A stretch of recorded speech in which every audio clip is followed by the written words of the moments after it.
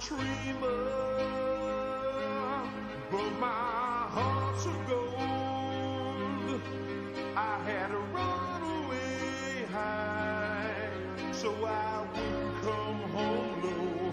Just when things went right, doesn't mean they're always wrong. Just take this song and you'll never be left all alone. Take me to your heart, feel me in your bones. Just one more night, and I'm coming on this long and winding road. I'm on the way. I'm on the way.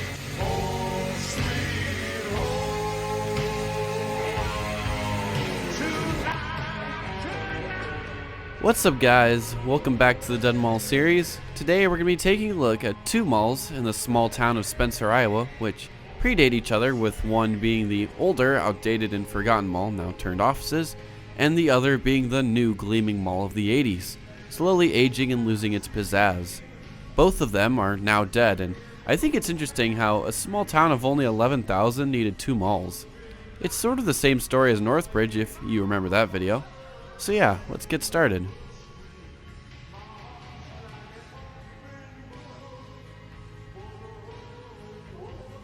Starting here in Southpark Mall, this mall was built and opened in 1980. It featured anchors Woolco and JCPenney and over 230,000 feet of leasable retail space.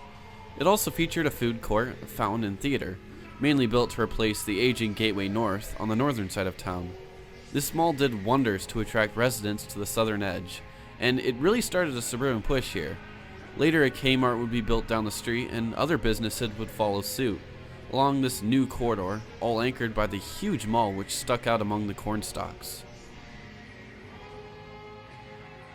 Troubles for Southpark would start just 3 years after it opened, when Woolco would go out of business and close in 1983, with the space quickly being taken over by Walmart, which would hold steady before relocating to its own superstore down the street.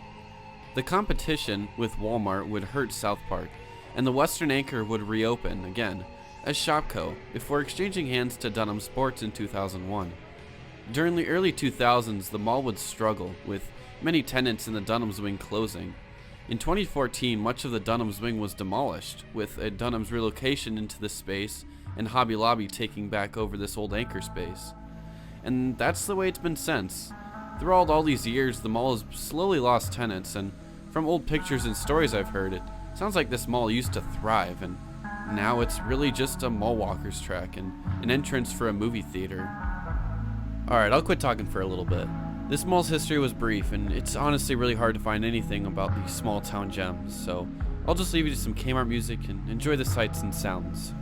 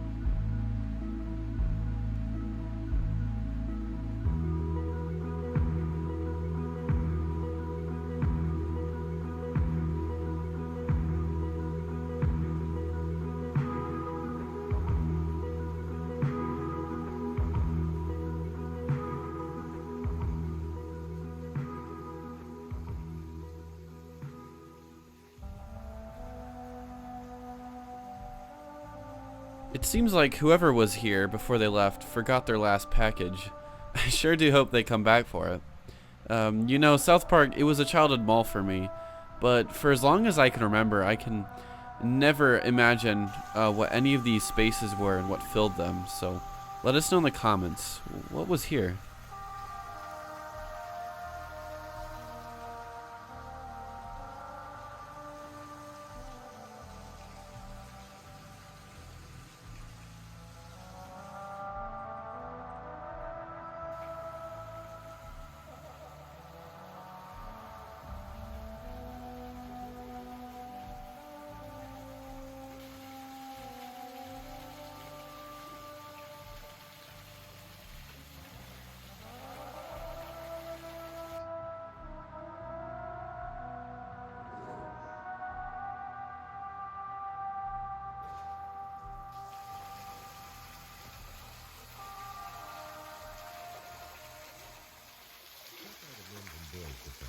For all your winter needs. Choose among a wide assortment of flannel shirts, sweaters, and outerwear, all available in the styles and colors. Our police tops and pants, boys, are made in the USA, and all available in a range of colors. Don't forget to use our strategic mail.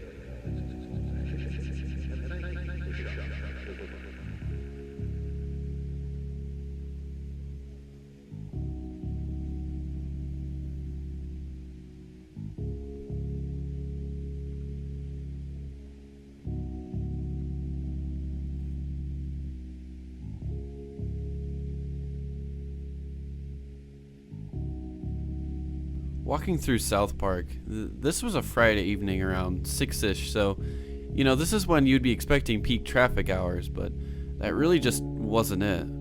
I mean, there were a few mall walkers here and there, but just not really a whole lot of anyone. And there was no music either, so you were kind of left with just the resonating sound of the fountain up and down the halls.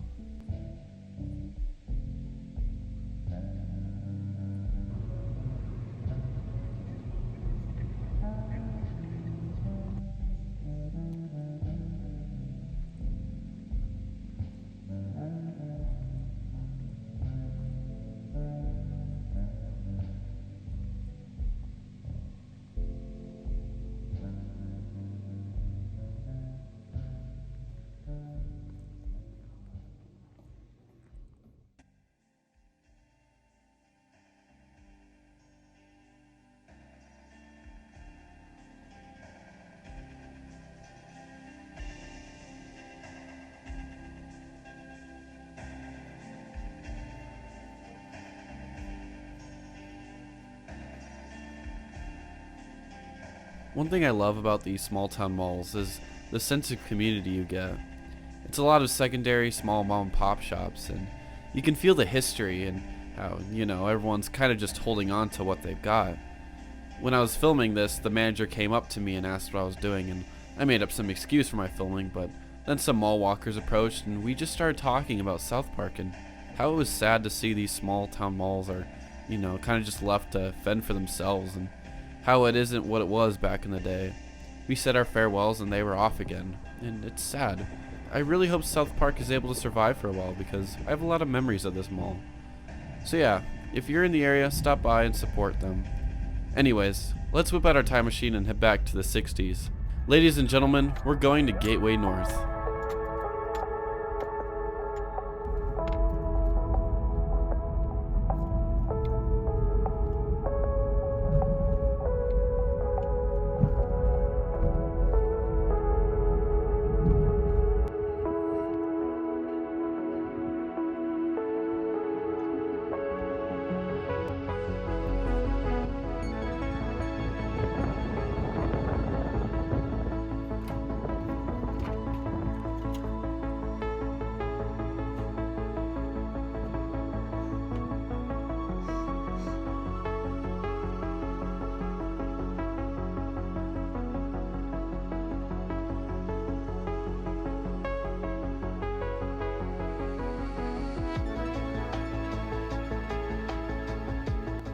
No matter where you look online, there is literally nothing about Gateway North.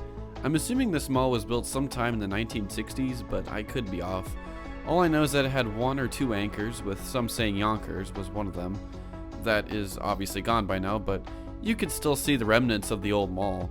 And it's a fun place to walk around and explore. I mean, I had literally no clue what I was getting into, so it was interesting exploring and finding the history and the dated architecture.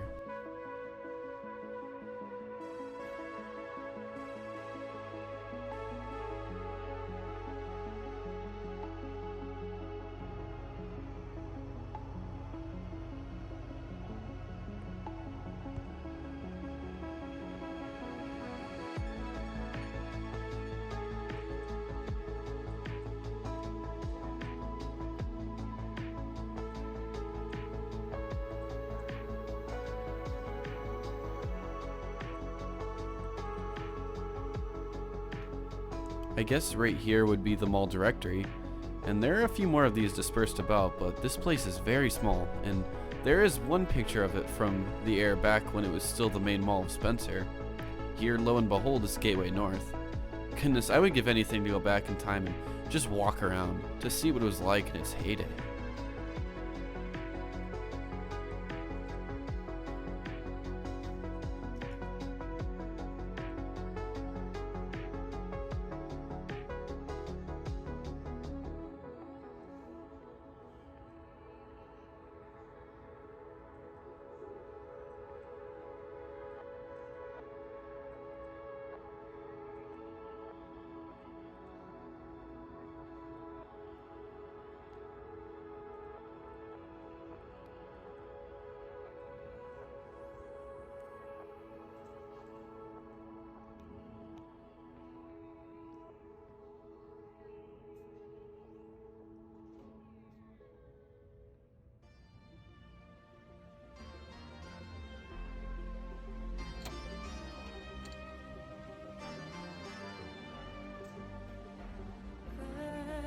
So here we go.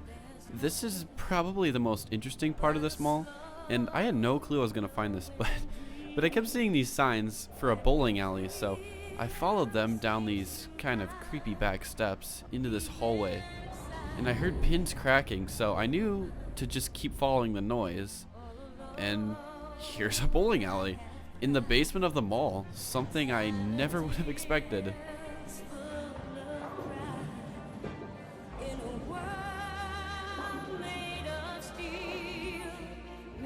So after a few strikes, I headed back up, and at the top of the stairs I had to get this great picture of the retro bowling alley sign, which I bet you hasn't been changed since at least the 80s, which is super cool that they would leave that there.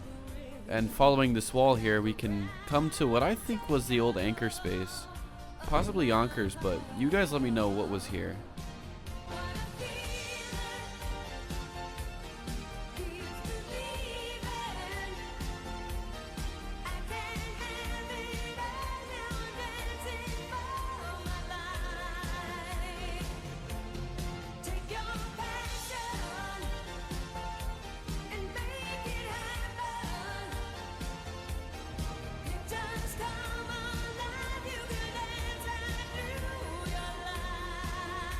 So now Gateway North is mainly used as mixed-use offices and a cafe and success center for the local college. But the thing I find the most fascinating is just the old architecture and how it essentially hasn't changed at all throughout the years. You still have the old brick and tile flooring and the wood paneling everywhere. It's like a history time capsule, and it's just so fascinating to me.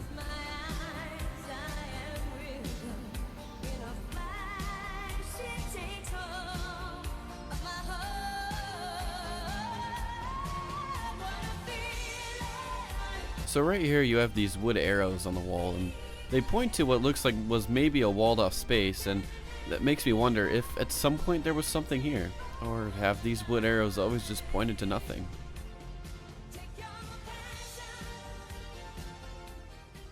So Gateway North, it's probably going to be here for a long time since it's still in pretty frequent use.